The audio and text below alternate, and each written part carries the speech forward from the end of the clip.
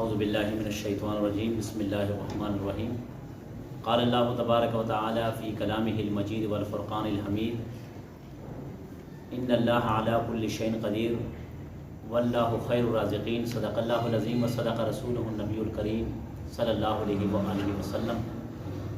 جناب نبی کریم صلی اللہ علیہ وآلہ وسلم کے دور اقدس میں نبی کریم صلی اللہ علیہ وآلہ وسلم نے مکہ سے باہر ایک حکیم جس کو طبیب بولتے تھے اس کو لا کے مکہ میں مقرر کیا کہ جو صحابی بیمار ہو اس کا علاج معالجہ کیا جائے تاکہ بر وقت اگر کوئی بیمار ہو تو اس کو وہ سہولت مل جائے۔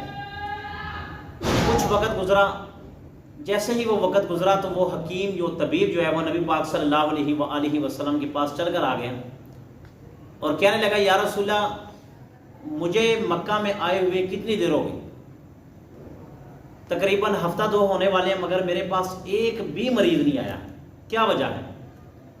اللہ کے نبی نے فرمایا کہ میرے صحابہ کرام رضوان اللہ علیہ مجمعین میں ایک طریقہ ہے جو اس طریقے کے مطابق چلتے ہیں، یہ بیمار نہیں ہوتے۔ کہا یا رسول اللہ وہ کون سا طریقہ ہے؟ اللہ کے نبی نے فرمایا کہ یہ بھوک رکھ کر کھانا کھاتے ہیں۔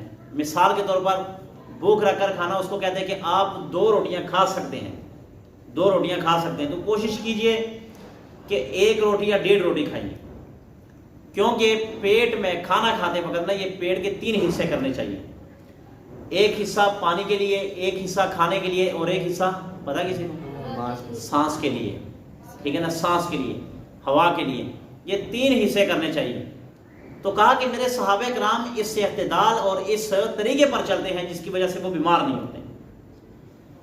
آج کل معاشرے میں لوگ زیادہ بیمار ہو رہے ہیں، کسی کو بلڈ پریشر، کسی کا بی پی لو ہے، کسی کا اوپر ہے، کسی کو کینسر کی بیماری، کسی کو شوگر کی بیماری۔ میں تمہیں حلفاً کہتا ہوں، یقین اور دعوے سے کہتا ہوں کہ آپ یہ ساری بیماریوں سے چھٹکارا پا سکتے ہیں، مگر اس کا طریقہ کار یہ ہے کہ کھانے پینے میں جو ہے نا آپ کو تھوڑا سا ایک اقتدار والا طریقہ اختیار کرنا ہوگا۔ آج ہمارے سامنے کتنے قسم کھانے پڑے ہوتے ہیں، ہم وہ سارا مکس کھا جاتے ہیں، یہ بھی بعض دفعہ انسان کی بدہضمی اور بیماری کا سبب بن جاتے ہیں۔ اب ایک سائڈ پہ ٹھنڈا اور ایک سائڈ پہ گرم، ایک چیز کی تاثیر ٹھنڈی ہے اور ایک چیز کی تاثیر گرم ہے، تو جب یہ دونوں آپس میں مل کے ہم کھا لیتے ہیں تو کیا ہوتا ہے، معدے کو خراب ہو جاتا ہے، اور جب انسان کا معدہ ٹھیک نہیں ہوتا نا تو ساری انسان کے جسم کو وہ کیلکولیشن کرنے والی، اس کو چلانے والی چیز جو ہوتی ہے وہ معدہ ہوتا ہے۔ تو جب معدہ خراب ہو جائے گا وہ سارا جسم کیا ہو جائے گا، سارا جسم اس سے متاثر ہوگا۔ کھانے پینے پر آپ تھوڑا سا کنٹرول کریں گے، آپ کے جسم کے قریب کوئی بھی بیماری اللہ کے حکم سے نہیں آئے گی۔ آج کل جتنی بھی بیماریاں ہیں وہ کھانے پینے کی وجہ سے زیادہ ہیں۔ اب آپ شادی حالوں میں چلے جائیں، جب بندہ ٹیبل پر بیٹھا ہوتا ہے نا تو سامنے حلوہ بھی پڑا ہوتا ہے، دوسری چیز بھی پڑی، تیسری، اب بندہ کیا کہتا ہے میں اس کو بھی کھاؤں، اس کو بھی کھاؤں، اس کو بھی کھاؤں۔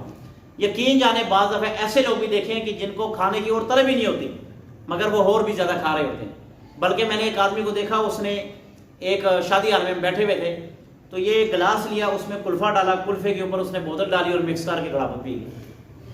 اب کیا ضرورت ہے ایسے مکس کر کے پینے کو؟ پھر اس نے دوبارہ کلفہ ڈالا، پھر وہ شربت ڈالی، پھر پی گیا، پھر ڈالا، پھر پی گیا۔ ہم نے کہا یار یہ کیا چیز ہے، اور بڑے مزے سے پی رہا تھا۔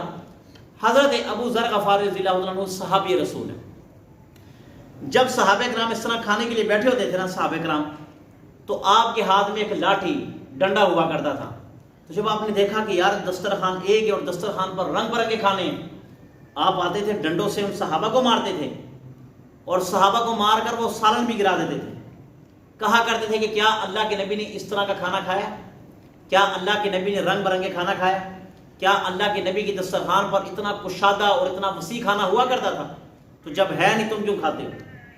وہ اس طرح کا طریقہ کار ان کا اختیار تھا کہ وہ صحابہ کرام کو منع کرتے تھے کہ نبی پاک صلی اللہ علیہ وآلہ وسلم کے طریقے کے مطابق چلو، نہ کہ نبی پاک صلی اللہ علیہ وسلم کے طریقے سے ہٹ کر چلو۔ آپ کیوں تو نبی صلی اللہ علیہ وسلم کے طریقے سے ہٹ کر جا رہے ہو؟ تو لہٰذا وہ بھی منع کرتے تھے کہ کھانا ایک قسم کا کھانا چاہیے، زیادہ نہیں کھانا چاہیے۔ تو لہٰذا بیماریوں سے بچنے کا طریقہ یہی ہے۔ اب آپ دیکھ لیں ہر گھر میں بیماریاں، ہر گھر میں بیماریاں، اور کوئی بھی اس وقت آدمی یا انسان اکا دکا ہوگا کوئی جو بچ گیا ہوگا، باقی آپ دیکھ لیں ہر کسی کو کوئی نہ کوئی بیماری ہے، ہر کسی کو کوئی نہ کوئی بیماری۔ وہ وجہ کیا ہے؟ اور سب سے زیادہ اس وقت وہ بیماری ہے جو بوتل کولڈ ڈرنکس ہم پیتے ہیں نا، استعمال کرتے ہیں، یہ سب سے بڑی بیماری کی جڑ ہے. یہ کوکا کولا، یہ ڈیو، یہ 7 اپ، یہ ساری کی ساری بیماری ہیں. یہ بوتلوں سے تو بالکل بچ کر رہا کریں. ہاں جوس وغیرہ پی لیں، مگر وہ بھی اپنے ملک کا. اگر آپ بوتل وغیرہ کا استعمال کرنا چاہیں نا تو اپنے ملک پاکستان کی استعمال کریں، نہ کہ غیروں کو فائدہ دیں. اب دیکھیں آپ ڈیو پیتے ہیں، کوکا کولا پیتے ہیں، یہ آپ کوکا کولا آپ اسرائیل کو فائدہ دے رہے ہیں، آپ کو پتہ ہے یہودیوں کو فائدہ دے رہے ہیں نا. تو اس سے اچھا آپ گورمے کی بوتل استعمال کر لیں تاکہ ہمارے ملک کی معیشت کو فرق نہ پڑے نا. ہمارا ملک کی معیشت اوپر جائے، ان کی معیشت نیچے گرے. پہلی بات ہے پی نہیں چاہیے بوتل، اس سے بچ کے رہنا چاہیے. اور اگر پینی بھی ہے، کوئی آپ زیادہ تر مجبوری ہے، تو پھر اپنی ملک کی استعمال کریں، اپنی ملک کو فائدہ دے، نہ کہ اپنے ملک کو نقصان دے. تو زیادہ آپ نے کوشش کرنی ہے کہ زیادہ کھانے پینے پر توجہ نہیں دیں.